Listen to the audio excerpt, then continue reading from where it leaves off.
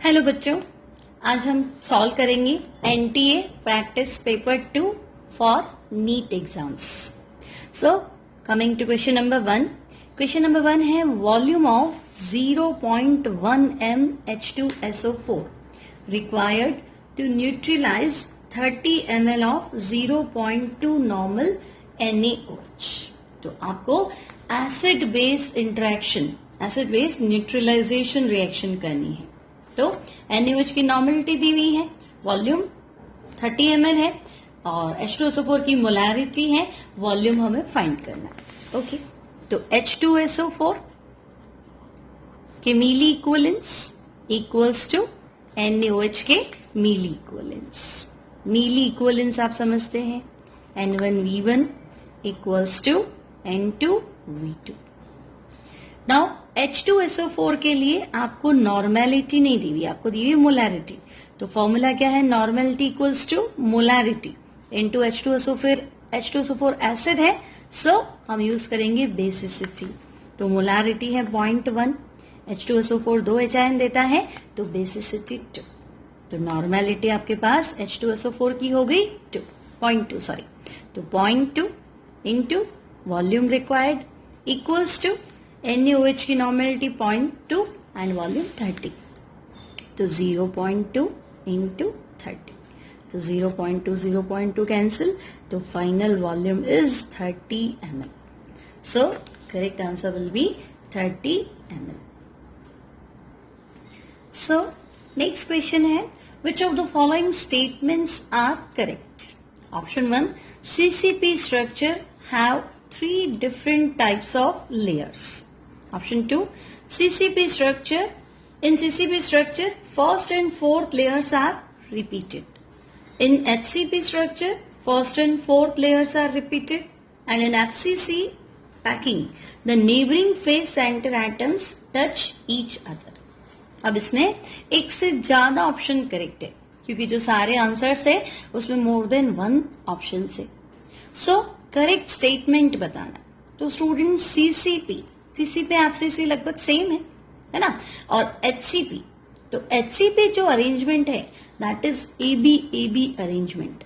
मतलब first layers of sphere, उसके voids में हम क्या रखेंगे? सेकंड, और वापस फर्स्ट के जस्ट ऊपर थर्ड लेयर, तो AB अरेंजमेंट, यानी फर्स्ट एंड थर्ड सेम होती है, फर्स्ट और फोर्थ सेम नहीं होती।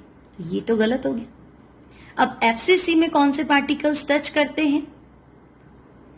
तो स्टूडेंट्स FCC में कौन से पार्टिकल टच करेंगे? तो हम देखेंगे कॉर्नर, फेस सेंटर और कॉर्नर, ये पार्टिकल्स टच करते। कॉर्नर टच नहीं करते, फेस सेंटर नहीं। कॉर्नर पार्टिकल फेस सेंटर से फिर कॉर्नर, ये पार्टिकल टच करते हैं, ये डिस्टेंस जो है वो मिनिमम आता है। तो ये भी आपका ऑप्शन गलत हो गया।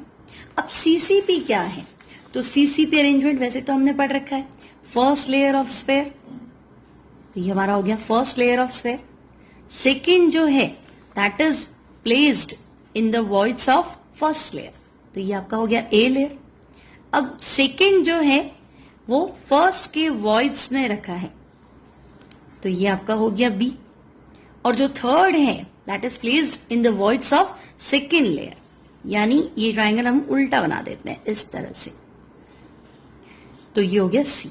तो ABC अरेंजमेंट, यानी फर्स्ट और फोर्थ जो है वो एक सेम है, रिपीटेटिव है ना, each first and fourth layers are same, और शुरू की 3 जो है वो डिफरेंट है ना। तो CCP या FCC में भी सेम चीज है, ये फर्स्ट लेयर हो गया A। अब ये आप देखो, ये आपको एक ट्राइंगल नजर आ रहा है, ये हमारा सेकेंड लेयर इस ट्राइंगल से टच करता हुआ, ये आपका हो गया B। अब देखो ये ट्राइंगल और ये ट्राइंगल आपको उल्टा नजर आएगा, ये, तो ये हमारा हो गया थर्ड लेयर C, और ये वापस क्या हो गया A। तो ये हो गया ABC arrangement. So CCP has 3 different layers, correct है। फिर CCP structure first and fourth layers are repeated, तो ये भी करेक्ट है। सो हमारा आंसर क्या हो जाएगा? First and second. Next question, the lanthanoid contraction is responsible for the fact of students lanthanoid contraction lanthanoid contraction पहली बात अप्लाई होता है आफ्टर लैंथेनम। तो लैंथेनम के बाद में जितने भी एलिमेंट्स है 5D के अंदर वो अचानक से साइज में क्या हो जाते हैं, डिक्रीज हो जाते हैं। तो आफ्टर लैंथेनम यानी लैंथेनम देन हॉफनियम, टैंटेलम, और ये आपका हो गया 5D सीरीज। और इसके जस्ट ऊपर अगर हम 4D सीरीज की बात करें तो yttrium, zirconium, niobium.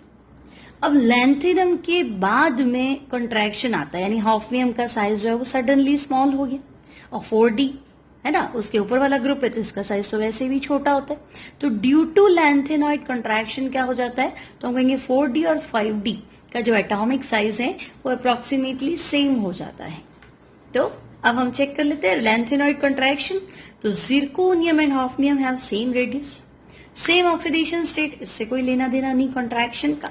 Oxidation state again no problem. अब जिरकोनियम एंड इट्रियम, तो इट्रियम से कोई मतलब नहीं है, हॉफनियम का साइज और जिरकोनियम का साइज सेम है ना। अब इट्रियम जिरकोनियम साइज हो सकता है अप्रोक्सीमेटली सेम हो क्योंकि ज्यादा वेरिएशन नहीं होते सीरीज के अंदर, but this is not due to lanthanoid contraction, है ना। इन दोनों के एटॉमिक साइज में लैंथेनॉइड कॉन्ट्रैक्शन का क्या रोल है, आपसे पूछा है लैंथेनॉइड कॉन्ट्रैक्शन का इफेक्ट क्या है, तो answer will B zirconium and hafnium have same atomic radius. Next question, the alkene C6H10 producing hexane diol on ozonolysis।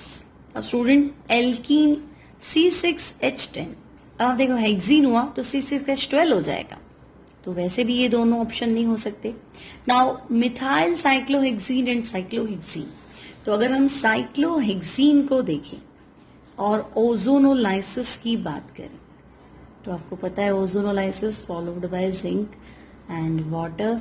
सो अगर अब रिएक्शन करेंगे तो क्या होगा, ये बॉन्ड स्प्लिट हो जाएगा, है ना। और आपको क्लियर है यहाँ ऑक्सीजन डबल बॉन्ड हो आएगा, यहाँ डबल बॉन्ड हो आएगा फाइनल प्रोडक्ट ओजोनोलाइसिस के बाद।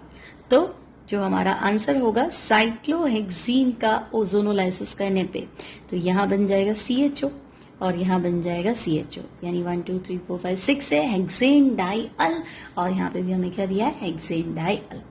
अब मान लो हेक्सीन आपको ये फॉर्मूला नहीं देता, है ना, इससे आपको थोड़ा आइडिया हो गया।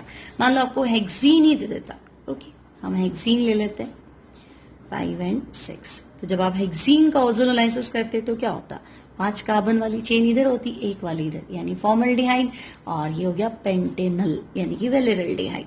तो वैसे भी हमें ये नहीं बनाना है, ये कंपाउंड तभी पॉसिबल है जब हमारे पास क्या हो, cyclohexene. So correct answer will B 3rd।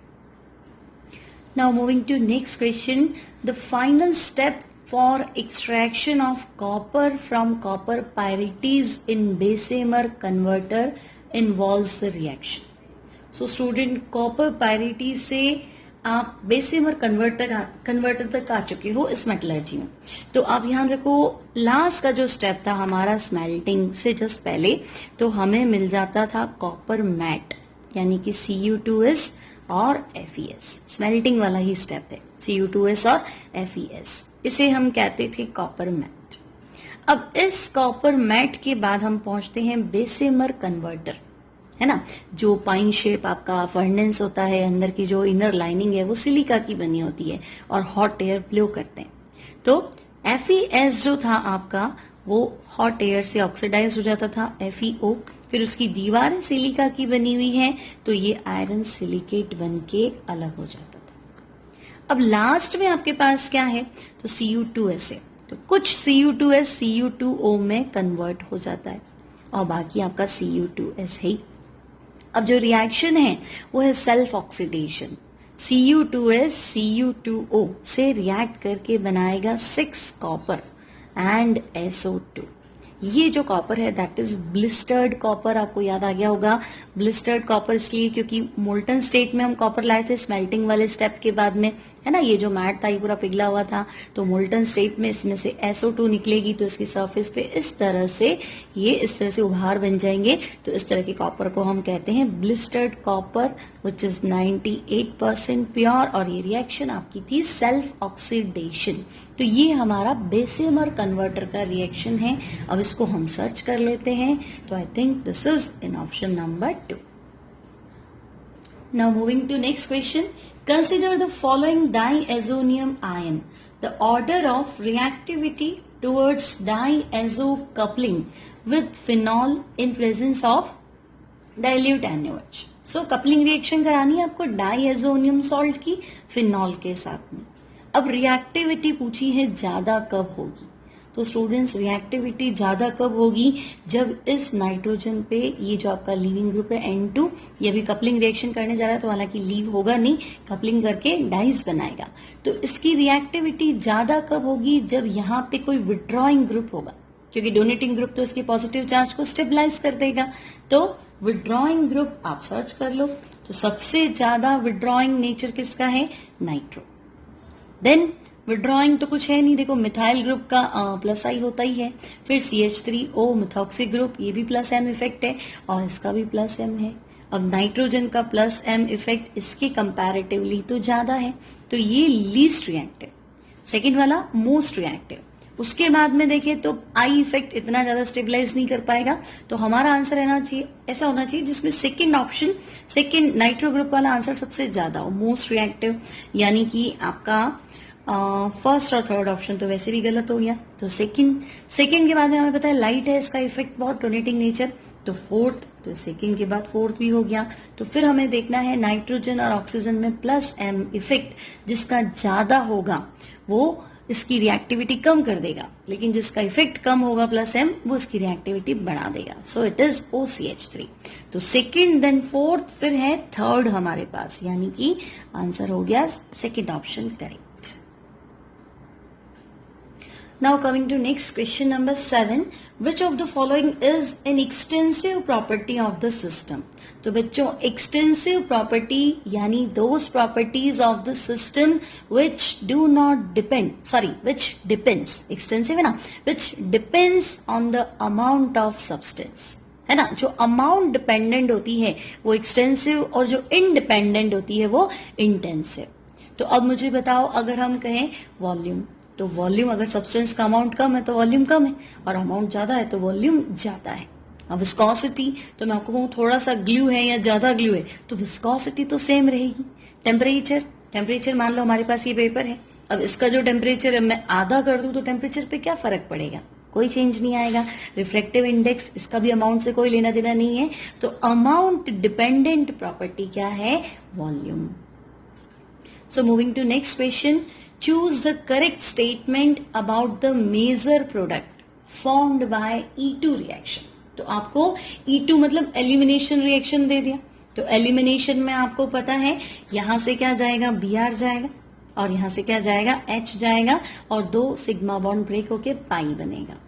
अब E2 मैकेनिज्म में कार्ब कैटायन नहीं बनता है, रीअरेंजमेंट का कोई चांस नहीं होता है, और E2 मैकेनिज्म तभी होगा जब आपका लीविंग ग्रुप और बीटा हाइड्रोजन एक दूसरे के ऑपोजिट एंटी पेरीप्लेनर पोजीशन में हो, है ना. एक दूसरे जस्ट दोनों एक ही डायरेक्शन से लीव होना मुश्किल है, तो इसका अरेंजमेंट चेंज हो जाता है ताकि Br अबव द प्लेन हो, ये बिलो द प्लेन हो, और ये आराम से क्या हो जाए, लीव हो जाए, एलिमिनेशन हो जाए. तो अब इन दोनों को तो इसने कोई पोजीशन दिया ही नहीं कि अबव द प्लेन है, बिलो द प्लेन है. तो हम ऑप्शन चेक कर लेते हैं क्या कह रहा है. तो देखो, major product will be optically active, ऐसा नहीं होगा क्योंकि एलिमिनेशन है. तो एलिमिनेशन के दौरान यहाँ एल्कीन बनेगी, तो एल्कीन में ज्योमेट्रिकल आइसोमेरिज्म ऑफ कोर्स यहाँ पे होगा क्योंकि मिथाइल है, इथाइल और H है, तो ऑप्टिकली एक्टिव तो नहीं हो सकता. Then major product will be trans, और नेक्स्ट है major product will be cis, है ना. अब आंसर वही है, 3 मिथाइल 2 पेंटीन बनेगा, है ना. अगर हम यहां से प्रोडक्ट बनाए तो क्या बनेगा, देखो C डबल बॉन्ड C तो बन ही गया. देन क्या है, मिथाइल और H. ओके, यहाँ पे भी क्या है, इथाइल मिथाइल. तो मेजर प्रोडक्ट ट्रांस ही बनता है E2 मैकेनिज्म के दौरान. स्टेबिलिटी ज्यादा होती है इसलिए, sorry, this is ethyl and this is methyl. तो आंसर तो ट्रांस रहेगा. अब नाम चेक कर लेते हैं हम इसका, 1 2 3 4 एंड 5. तो 1 2 3 पे आपके पास है मिथाइल और 2 पेंटीन. तो हमारा जो आंसर होगा that will be trans, 3 methyl 2 pentene. Clear बच्चों?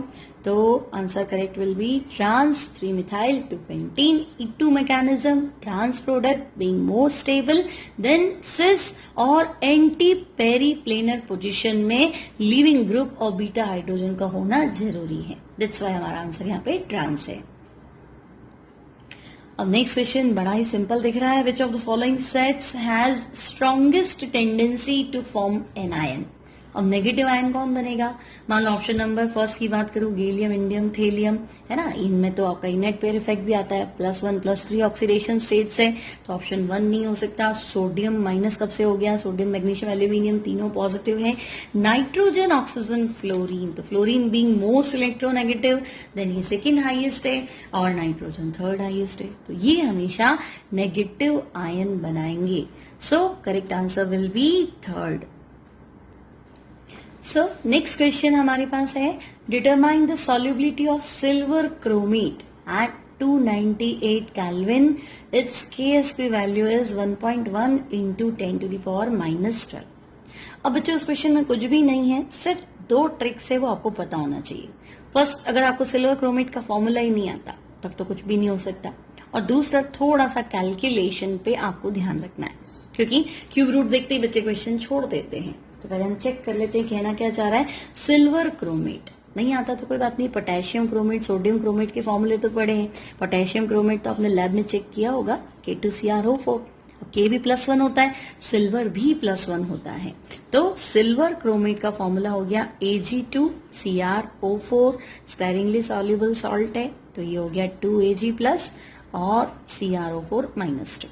नाउ सॉल्युबिलिटी, तो Ag प्लस ट्वाइस है तो 2s, क्रोमेट 1 है तो s। नाउ KSP आपको पता है, product of ionic concentration, Ag plus की पावर 2 और क्रोमेट आयन, तो 2s की पावर 2 एंड s, तो ये हो गया 4s क्यूब। हालांकि आपको डायरेक्ट लगाना था, मोनोवेलेंट और बाईवेलेंट से आंसर क्या बनता है KSP का 4s क्यूब।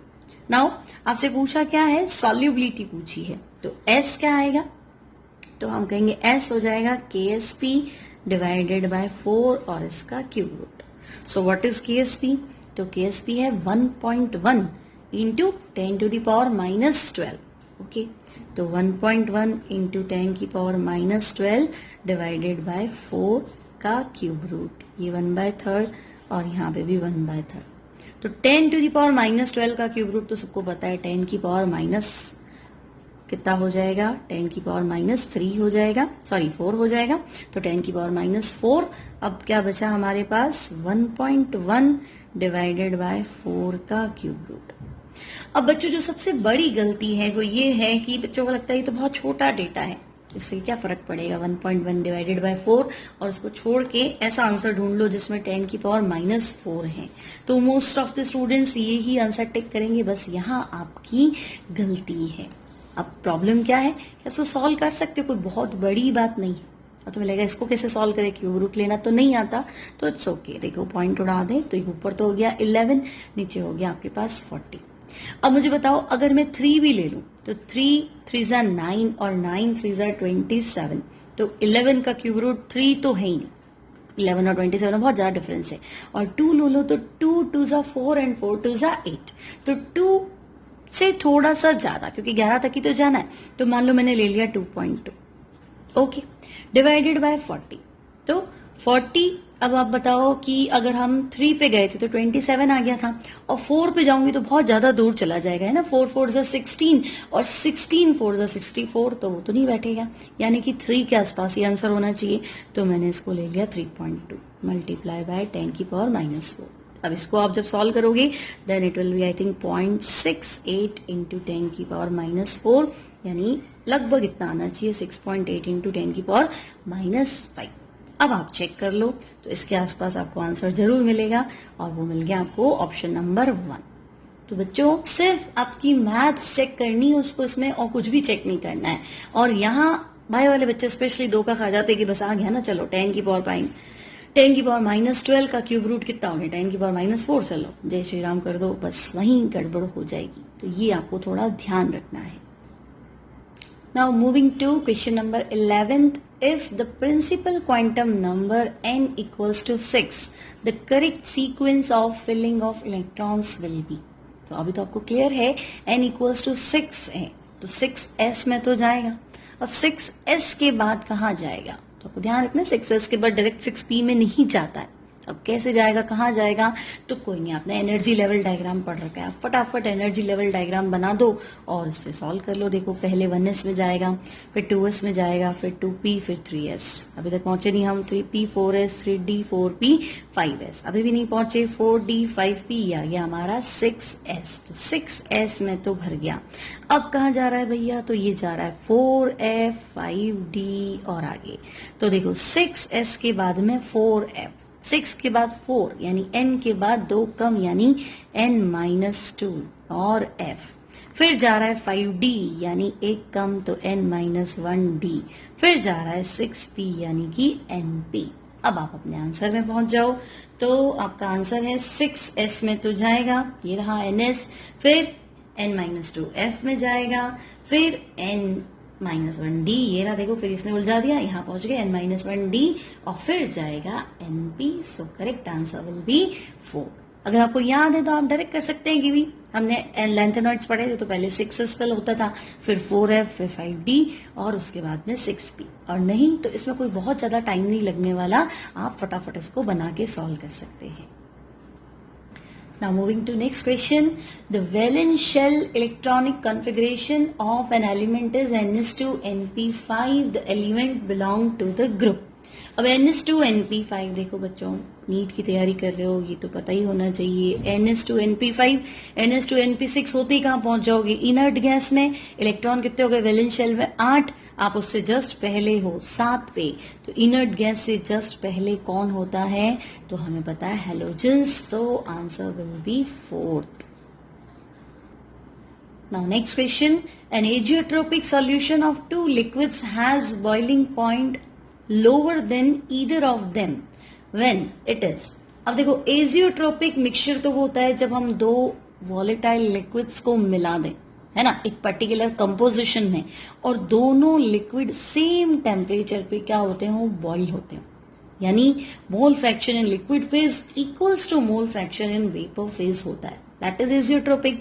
लेकिन अब वो बॉइल तो हो रहे हैं, पर क्या दोनों बॉइलिंग पॉइंट, जो दो लिक्विड हमने लिए हैं, उनमें से दोनों के बॉइलिंग पॉइंट से क्या ज्यादा है मिक्सचर का बॉइलिंग पॉइंट, या किसी एक से भी क्या है कम है? तो देखो आपका क्वेश्चन है कि बॉइलिंग पॉइंट जो है वो lower than either of them, है ना, उनमें से दोनों के, मतलब दोनों में से किसी एक से भी क्या है बॉइलिंग पॉइंट जो कम है. तो बॉइलिंग पॉइंट कम है यानी मिनिमम बॉइलिंग पॉइंट एजियोट्रोप्स. या सिंपल सा आंसर के अगर हम बात करें तो बॉइलिंग पॉइंट कम है मतलब वेपर प्रेशर क्या है? ज्यादा है. बॉइलिंग पॉइंट वेपर प्रेशर क्या होता है? इनवर्सली. तो बॉइलिंग पॉइंट कम यानी वेपर प्रेशर ज्यादा, यानी आपकी जो कंडीशन आ रही है वो ये आ रही है P total greater than P naught A X A plus P naught B x P. कि जो नॉन आइडियल होता है उन्हीं का ही तो एजियोट्रोप बना हो गया, है ना. तो P total greater than P naught A X A plus P naught B X B. ये सिचुएशन कब आती है? प्रेशर ज्यादा कब आ गया? तो हम कहेंगे राउल्स लॉ से पॉजिटिव डेविएशन. तो correct answer will be positive deviation from Raoult's law. Answer 3rd. So moving to next question. Question number 14. During electrolysis of water, the volume of O2 liberated is 2.24 decimeter cube. Decimeter cube मतलब litre.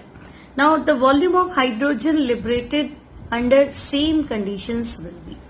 तो students water का electrolysis किया है, oxygen liberate हुई है, उसका volume दिया है और हाइड्रोजन का वॉल्यूम आपसे पूछा है. तो सिंपल मोल कॉन्सेप्ट का क्वेश्चन है. अगर हम वाटर का इलेक्ट्रोलाइसिस करेंगे तो एक बैलेंस्ड इक्वेशन लिखी जाए, ट्वाइस H2O. फाइनल जो इक्वेशन है उससे क्या बनेगा? तो हम कहेंगे ट्वाइस H2 एंड. अब आप देखें तो यहाँ है 2 वॉल्यूम, यहाँ है आपके पास 2 वॉल्यूम और ऑक्सीजन का क्या है 1 वॉल्यूम. यानी अगर 1 वॉल्यूम ऑक्सीजन लिबरेट होता है तो हाइड्रोजन कितना चाहिए? 2 वॉल्यूम लिबरेट होगा. तो आपके पास क्वेश्चन में ऑक्सीजन लिबरेटेड कितना है? 2.24 लीटर या डेसीमीटर क्यूब. तो अगर ये 1 है तो ये 2 है. तो अगर ये 2.24 है, So it will be 4.48 decimetre cube. तो आंसर हमारा हो जाएगा 4.48 डीएम क्यूब। सिंपल सा क्वेश्चन है, तो correct answer is third answer. Now next problem है question number 15। The final product formed when methyl amine is treated with NaNO2 and HCl followed by hydrolysis. तो direct reaction है, बहुत ही important reaction है, तो आपको clear होना चाहिए। Methyl amine और स्टूडेंट्स जब एनिलीन होता है और हम उसकी रिएक्शन कराते हैं सोडियम नाइट्राइट और HCl से, तो डाईएजोनियम सॉल्ट बनता है। डाईएजोनियम सॉल्ट स्टेबल होता है रेजोनेंस की वजह से, लेकिन यहाँ पे भी एक बार तो डाईएजोनियम सॉल्ट बनेगा, methyl azonium chloride. Now N2 plus बहुत अच्छा लीविंग ग्रुप है, तो जब आप इसको हाइड्रोलिसिस कराएंगे वाटर से, तो आंसर क्या होगा, HCl चला जाएगा, नाइट्रोजन रिलीज हो जाएगा, तो आपके पास आंसर होगा मिथाइल अल्कोहल। अब यहाँ आपको थोड़ा ध्यान रखना है कि यहाँ मिथाइल कार्ब कैटायन बनता है, और मिथाइल कार्ब कैटायन सारे कार्ब कैटायन में सबसे ज्यादा रिएक्टिव है। तो ये क्या करता है, वाटर के दोनों ही प्रोटॉन को रिप्लेस कर देता है। तो जो आंसर होता है that is di methyl ether, लेकिन यहाँ ऑप्शंस में आपके पास डाई मिथाइल ईथर है नहीं। दैट्स वाई हमने यहाँ टिक करना है मिथाइल अल्कोहल, क्योंकि जब वाटर के दोनों प्रोटॉन, तो पहले वाटर के एक प्रोटॉन को रिप्लेस करेगा मीथेनॉल, फिर दूसरे को रिप्लेस करेगा तो ईथर। तो स्टूडेंट्स आपको ध्यान रखना है, करेक्ट आंसर तो डाईमिथाइल ईथर है, बट यहाँ ऑप्शन नहीं है, that's why methyl alcohol is the correct answer. Moving to next problem, the bond angle of H2SE is best described as. So student H2SE ये इसी फैमिली का है, oxygen family का, like water.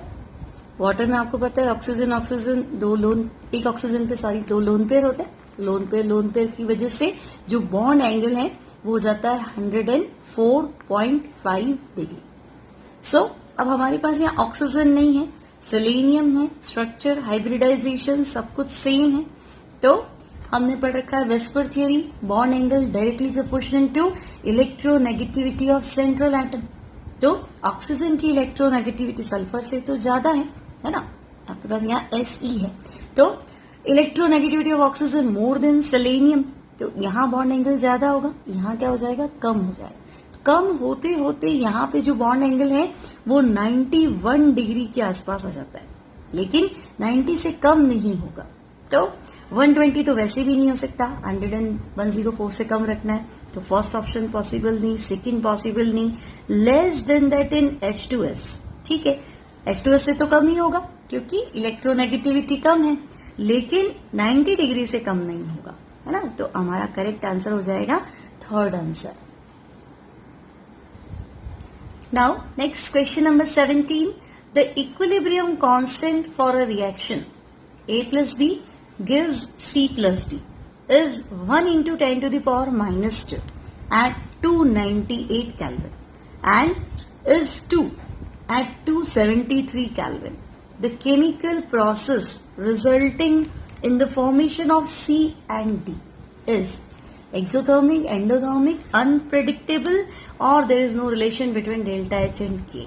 तो बच्चों ये इक्विलिब्रियम और काइनेटिक्स दोनों को मिला के ही क्वेश्चन बना है। आप देखो टेम्परेचर 298 केल्विन है, तो इक्विलिब्रियम कांस्टेंट कितना है, टेम्परेचर आपका है 298 केल्विन पे, तो इक्विलिब्रियम कांस्टेंट है 1 into 10 to the power minus 2। Now at and is 2 at 273 kelvin. अगर टेम्परेचर 273 केल्विन है तो इक्विलिब्रियम कांस्टेंट है 2, यानी इसका 200 गुना ज्यादा, है ना। जब हम इसको 200 से मल्टीप्लाई करेंगे तो 2 आ जाएगा।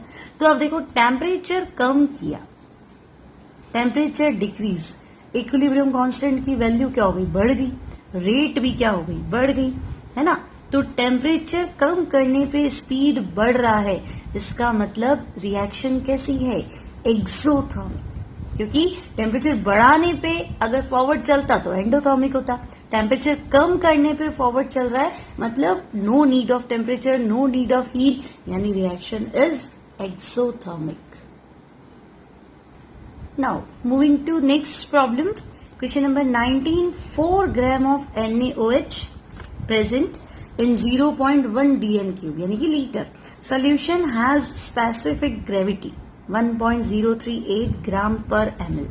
The normality of NaOH solution is. तो सिंपल सा क्वेश्चन है, नॉर्मेलिटी फाइंड करनी है. तो नॉर्मेलिटी का फॉर्मूला है mass of solute upon equivalent mass of solute into 1 upon volume of solution into litre. Now student NaOH है आपके पास, तो NaOH का मोलर मास फाइंड करें. सोडियम का 23, ऑक्सीजन 16, हाइड्रोजन 1, टोटल है 40.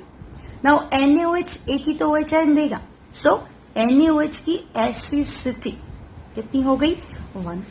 अब इक्विवेलेंट वेट क्या होता है, तो इक्विवेलेंट वेट आपका होता है molecular weight divided by base है तो एसिडिटी. तो मॉलिक्यूलर वेट 40, एसिडिटी 1, यानी इक्विवेलेंट वेट भी 40. Now find normality. तो नॉर्मेलिटी इज गिवन मास यानी कि 4 ग्राम्स. नाउ इक्विवेलेंट मास यानी कि 40 इंटू 1 अपॉन वॉल्यूम. तो वॉल्यूम आपका लीटर में कितना है 0.1 डेसीमीटर क्यूब यानी कि 0.1 लीटर. सो अब देखो 40/40 आंसर कितना हो गया 1 नॉट. तो बिल्कुल ही सिंपल सा क्वेश्चन पूछा है 11th क्लास के बच्चों से रिलेटेड कि नॉर्मेलिटी फाइंड कर लो. तो कितना सिंपल है, तो आंसर हो गया 1 normal. Now coming on question number 20. Question है 15 moles of H2 and 5.2 moles of I2 are mixed and allowed to attain equilibrium at 500 degrees centigrade. At equilibrium, the number of moles of HI is found to be 10 mole. The equilibrium constant for formation of HI, यानी HI बनना चाहिए उसके लिए equilibrium constant. तो HI बनेगा कैसे, तो हम कहेंगे H2 plus I2 gives 2HI. इस इक्वेशन को फॉलो करना. नाउ गैसेस इक्विलिब्रियम में H2 gas, I2 gas, HI gas. अब इनिशियल कंसेंट्रेशन आपको दिया हुआ है. टाइम 0 पे H2 कितना है, तो हम कह रहे हैं 15 मोल. I2 कितना है, तो आपके पास है 5.2 मोल. टाइम 0 पे प्रोडक्ट 0. नाउ एट इक्विलिब्रियम की अगर हम बात करें, तो at equilibrium 15 minus x part dissociate होगा, 5.2 माइनस एक्स पार्ट डिसोसिएट होगा, और यहां कितना बनेगा 2x. नाउ एट इक्विलिब्रियम आपको दे रखा है, एट इक्विलिब्रियम HI कितना है 10 मोल है. तो एट इक्विलिब्रियम HI 10 मोल है यानी कि 2x की वैल्यू 10, तो x कितना हो गया 5. Clear student. अब आपको कंसंट्रेशन दे दिया, वॉल्यूम नहीं गिवन है, तो हम 1 लीटर मान ले वॉल्यूम, है ना, डिवाइड बाय 1 कर देंगे मोल्स पर लीटर. नाउ आपको पूछा है Kc, तो Kc क्या हो जाएगा, तो हम कहेंगे equilibrium concentration of HI power 2 divided by H2 and I2. अब HI की वैल्यू, तो हम कहेंगे HI कितना है 2x² यानी 4x². तो 4x² यानी कि 4 इंटू एक्स की वैल्यू है 5 इंटू 5. नाउ H2 क्या है, तो 15 माइनस एक्स यानी कि 15 माइनस 5 यानी कि 10. नाउ I2 क्या है 5.2 माइनस एक्स यानी कि 0.2. तो अब आप इसको सॉल्व कर लो, आपके पास आ जाएगा कितना 100 डिवाइडेड बाय कितना हो गया ये 100 डिवाइडेड बाय 10 इंटू 0.2 यानी आपके पास वैल्यू आ गई 50, है ना. 100/2 यानी कि ये हो गया 50. तो Kc का आंसर 50 चेक कर लेते हैं हम, तो option number 1. So next question है ferrous oxide has a cubic structure and each edge of the unit cell is 5 angstrom. तो एज लेंथ आपको दी हुई यानी A दिया हुआ है 5 angstrom. Okay.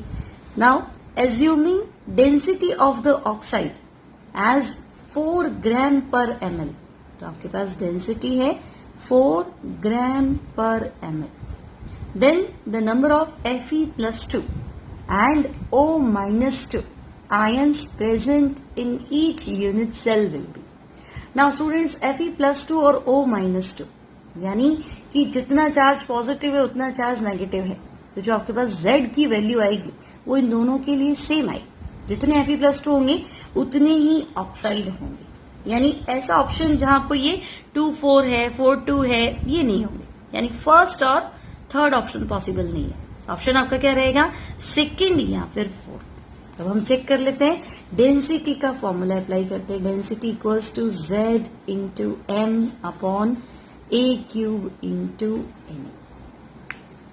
Clear?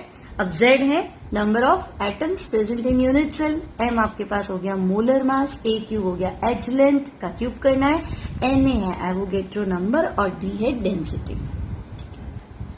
Now students find the value. Density है 4 ग्राम पर ml या 4 ग्राम पर सेंटीमीटर क्यूब, तो डेंसिटी मैंने रख दिया 4। Z हमें फाइंड करना है FeO, है ना, फेरस ऑक्साइड है ना, तो फेरस का एटॉमिक मास 56 होता है, ऑक्सीजन का एटॉमिक मास 16 होता है। नाउ A³ एज लेंथ, अब यहाँ आपने सेंटीमीटर क्यूब में रखा है तो ये सेंटीमीटर में होना चाहिए, तो 5 एंगस्ट्रॉम, 10 की पावर -10 तो मीटर हो गया, तो 10 की पावर -8 आपका सेंटीमीटर हो गया। तो 5 इंटू 10 टू दी पावर -8 इसका क्यूब, और Na हो गया एवोगैड्रो नंबर यानी 6 इंटू 10 टू दी पावर 23। तो आपके पास आ गया 4 equals to Z into 56 and 16, ये हो गया आपका 72। नाउ 5 का क्यूब हो गया 125 इंटू, ये आपका हो गया 10 टू दी पावर माइनस का 24, now 6 into 10 to the power 23। अब आप इसको सॉल्व कर लो, 23, 24, यहाँ आपके पास है 10 की पावर -1, और आपके पास ये आ गया Z equals to 125 multiply with 4 multiply with 6 then 10 to the power -1 and divided by 72। Now 6 4 जा 24 और 24 और 72 कैंसिल हो जाएगा 3 टाइम्स, तो ये आपके पास है 12.5 है ना, 10 की पावर -1, तो 12.5 डिवाइडेड बाय 3 यानी आपके पास आ गया अप्रोक्सीमेटली 4.1 के आसपास, है ना। यानी Z जो है वो लगभग 4 आना चाहिए, तो 4 यानी Fe+2 भी 4 होने चाहिए और ऑक्साइड आयन भी कितने होने चाहिए 4, क्योंकि पूरी जो यूनिट सेल है उसमें FeO है ना, ये ZFeO का नंबर आपके पास कितना है 4 है, यानी Fe+2 equals to oxide -2 equals to 4 ion. So answer will be आपके पास हो गया option number 4 Fe+2 and 4 oxide ion. Now question number 22, which of the following alkaline earth metal halide given below is essentially covalent in nature. अब आपको ये 4 compounds दिए हैं, इनमें कोवेलेंट बताना है, तो आपको लगाना है फेजांस रूल। फेजांस रूल क्या कहता है, स्मॉल कैटायन, है ना, पोलराइजेशन बढ़ेगा, कोवेलेंट कैरेक्टर बढ़ेगा। अब यहाँ सब में Cl है तो एनायन सब में सेम है, तो स्मॉल कैटायन ये सब एक ही ग्रुप के मेंबर है ना, beryllium, magnesium, calcium, strontium, barium, तो स्मॉलेस्ट कैटायन आपके पास है बेरिलियम+2। तो smaller the cation greater will be polarisation, greater will be covalent character. Now next question, equal volume of H2 and Cl2 are mixed, how will the volume of mixture change after the reaction. तो students H2 और Cl2 के equal volume मिला है, तो hydrogen plus chlorine, ये react करके क्या बनाएंगे HCl, तो यहां लगेगा आपका गैल्यूसेक लॉ ऑफ गैसियस वॉल्यूम। अभी थोड़ा टाइम पहले भी ऐसा क्वेश्चन था, देखो ये हो गया आपका 1 वॉल्यूम, ये हो गया 1 वॉल्यूम, और प्रोडक्ट क्या हो गया 2 वॉल्यूम। अब अगर रिएक्शन कंप्लीट हो जाएगी, है ना, तो हम कहेंगे अगर आफ्टर कंप्लीशन, अगर मैं इनिशियल मानू तो इनिशियल कितना हो गया 0 हो गया। अब रिएक्शन कंप्लीट हो गई तो ये खत्म हो गया 0, ये भी खत्म हो गया 0, और ये बन जाएगा कितना 2 वॉल्यूम। तो इनिशियल वॉल्यूम कितना था 1 + 1 2 वॉल्यूम, फाइनल वॉल्यूम कितना है 2 volume, means there is no change in the reaction mixture, no change in the volume of the reaction mixture after the reaction. So answer will be unchanged. Now, moving to next question, the mole fraction of a solute in its 1 molar aqueous solution is। तो आपके पास एक aqueous solution मतलब water है और 1 molal यानी molality 1 है, और molality 1 है, मतलब moles of solute present in 1 kg solvent. तो मोल ऑफ सॉल्यूट कितना है? 1 मोलल, यानी सॉल्यूट मोल है 1 kg सॉल्वेंट, यानी सॉल्वेंट का मास कितना है? तो हम कहेंगे सॉल्वेंट मास 1 kg यानी 1000 ग्राम्स। अब स्टूडेंट्स, एक्वस सॉल्यूशन मतलब सॉल्वेंट क्या है? वाटर। तो वाटर का मोलर मास यानी सॉल्वेंट का मोलर मास। तो सॉल्वेंट का मोलर मास कितना है? 18। नाउ सॉल्वेंट के मोल्स कितने हो गए? तो सॉल्वेंट के मोल हो गए आपके given mass 1000, molar mass 18, 1000 upon 18 आपको याद रखना है 55.5। बहुत बार आपने किया होगा इसको। नाउ मोल फ्रैक्शन फाइंड करने हैं सॉल्यूट के। तो मोल फ्रैक्शन ऑफ सॉल्यूट क्या होता है? तो हम कहेंगे moles of solute upon total moles. तो सॉल्यूट के मोल्स तो 1 ही था, 1 मोलल, यानी मोलैलिटी 1 है, मतलब सॉल्यूट के मोल्स 1 है। Then again 1 plus 55.5। सो आपका आंसर है 1 अपॉन 56.5। ये आप सॉल्व करेंगे तो आपको मिलेगा 0.018, यानी ऑप्शन नंबर 1। तो ये स्टूडेंट्स, ये बहुत ही सिंपल पेपर बनाया है एनटीए ने। ऐसा पेपर आपका आ गया तो आपकी किस्मत खुल जाएगी। बहुत अच्छा पेपर है, बहुत सिंपल है, आराम से आप इसको सॉल्व कर लेंगे और जो टाइम बचेगा उसे आप फिजिक्स में इन्वेस्ट कीजिए, उस टाइम को, और क्वेश्चन की प्रैक्टिस कीजिए। सो अब हम चलते हैं नेक्स्ट क्वेश्चन की तरफ। So, moving to next problem, question number 25. An ideal solution contains 2 volatile liquid, A, जिसका vapor pressure 100 torr, and B, and its vapor pressure 200 torr. If mixture contains 1 mole of A and 4 moles of B, then total vapor pressure of the distillate. Now students, distillate solution का vapor pressure नहीं पूछा है, तो पहले हम देखते हैं हमारे पास 2 लिक्विड हैं। We have liquid A and liquid B। Now liquid A का जो वेपर प्रेशर है P0A, दैट इज 100 torr, और P0B जो है that is 200 torr। Okay, 1 mole of A and 4 moles of B को इसने मिक्स किया है। तो A के जो मोल है वो है 1 मोल, और B के जो मोल है वो है 4 मोल। ओके, नाउ हमें चाहिए vapour pressure. Raoult's law liquid liquid system का फॉर्मूला लगेगा, हमें चाहिए मोल फ्रैक्शन एक्स। तो एक्स से क्या होगा? Moles of A upon total moles कितना हो गया? 1 + 4 यानी कि 5। नाउ एक्स बी, तो मोल्स ऑफ बी और टोटल प्रेशर कितना हो गया? टोटल मोल्स कितने हो गए? 1 + 4 यानी कि 5। Now Raoult's law for liquid liquid system formula है आपके पास P total equals to P0A XA plus P0B XB। Now what is P0A XA? तो P0A XA आपका हो गया 100 into 1/5। And what is P0B XB? तो ये आपका हो गया 200 into 4/5।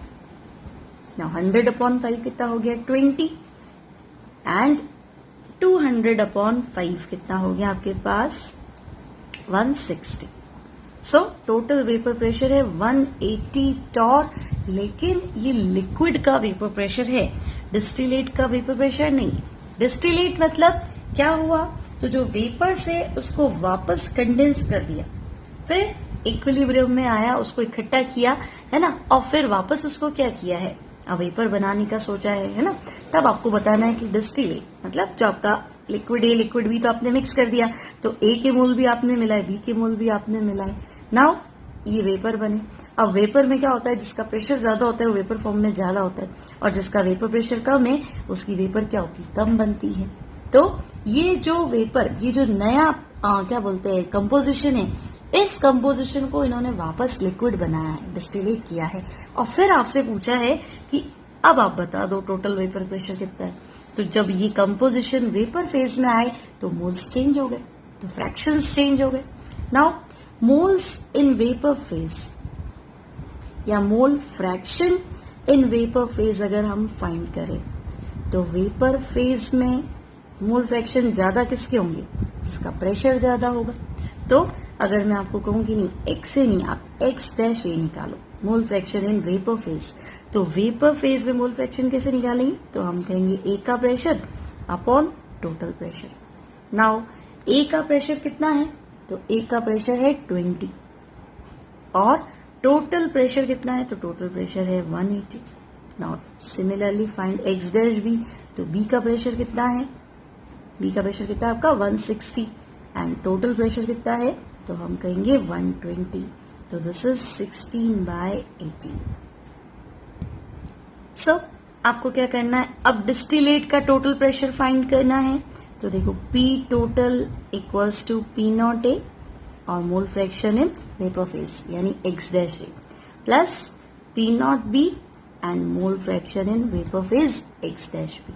So P total P naught A कितना था, तो A का प्रेशर हमारे पास था 100 टॉर और मोल फ्रैक्शन चेंज हो गए 20/180 प्लस P नॉट बी कितना है, तो P नॉट बी हमारे पास था 200 है ना, तो 200 एंड X डैश बी जो है दैट इज 16/80। तो जब आप इसको सॉल्व करेंगे तो I think you will find 188.8। तो आपका जो फाइनल आंसर है दैट विल बी 188.8 टॉर, यानी कि आंसर था। सो डियर स्टूडेंट्स, हम एनटीए पेपर 2 का पार्ट आपका 1 है ना, आज हम इतना ही सॉल्व करेंगे। नेक्स्ट प्रॉब्लम्स जो है वो हम नेक्स्ट सेशन में डिस्कस कर लेंगे from question number 26 to question number 45 है ना। हमने बहुत जल्दी जल्दी क्वेश्चंस को सॉल्व करने की कोशिश की है, एग्जाम में हमारी स्पीड बनी रहे। सो आई होप आपको ये लेक्चर अच्छा लगा होगा। अच्छा लगे तो प्लीज लाइक कीजिए, हमारा चैनल करियर प्लैनेट इसको सब्सक्राइब कीजिए और अपने फ्रेंड्स के साथ शेयर कीजिए। Thanks for watching this video.